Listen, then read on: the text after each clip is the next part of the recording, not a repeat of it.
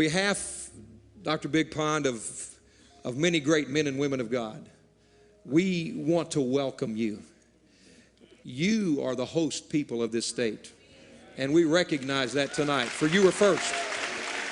It's right to give honor to those to whom honor is due, and as we're growing in relationship and understanding of the Native American people and the culture, we're recognizing that the giving of gifts and as an expression of a giving of our hearts is something that's very important to you and your people. And he digs the clay by Fort Toulouse, the fort that for those who may not be familiar with Native American history, there were decisions by governmental leadership to forcibly remove the Native American people from that very fort.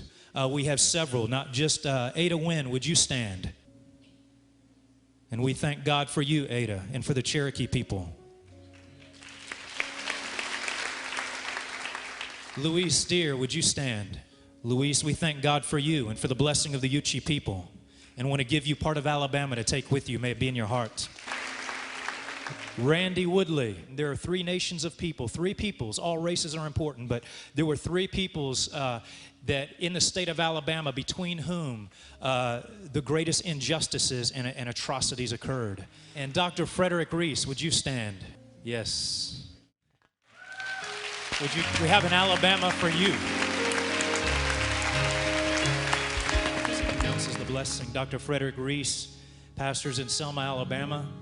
He led the voting rights movement in 1962 and 63, and we're here 40 years later. And it was he who extended the invitation to Dr. Martin Luther King to Selma that led not only to the Voting Rights Act being passed, it led to the Selma marches. It led to a revolution both in our state and our nation. Eternal God, the one who made us and who knows all about us. It is again that now we come into your divine presence, Lord, admitting that we have done things that have not been according to your will. So much injustice, so much brokenness took place, so removal, racism that took place. The injustice was overwhelming. And when God told me this, I couldn't believe it, but he said, listen to me. And when God says listen, he always shows a vision, doesn't he? And so God began to show this these 2 large gates, humongous gates, that are rusty and creaking and awesome in sight. And he said, in these gates where there was so much injustice locked up, I am opening these gates to usher in justice. I'm here to tell you that every black man, every white man, every Native American, all mankind, you're going to see justice usher in through the southern gates. I want to bless this in 3 languages, if I may. Guhathane aleaga. Nenzodatayut Guhathane. These are leaders of great magnitude that stand firm. Judge Moore, I've never met you, I've never shook your hand, but I've seen you. And I applaud you. I applaud you. He's Chief of Justice, that's right. It means you're a chief, a warrior that stood up for your people. And he represents a righteous judge in this generation. There was a trial, one of 3 landmark trials in our nation's history. It's become labeled the Scottsboro Boys. They had no chance. They were wrongly condemned, but it was that judge here in Decatur, Alabama. He recognized the verdict was in error. And when those young men were wrongly condemned, he stood for righteousness.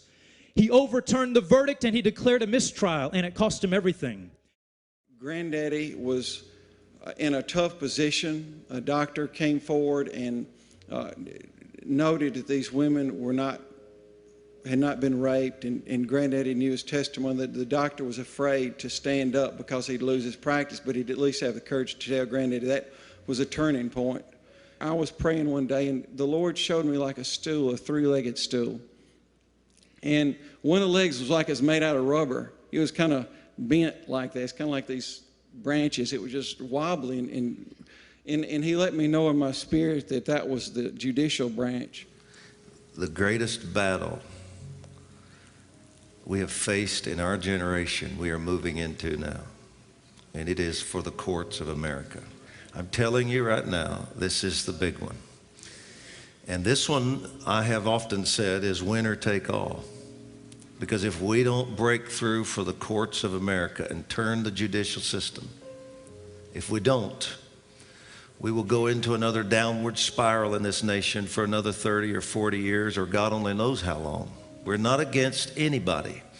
We are against a force of darkness that is trying to use the judicial system to bring unrighteousness into America. It would be peculiar.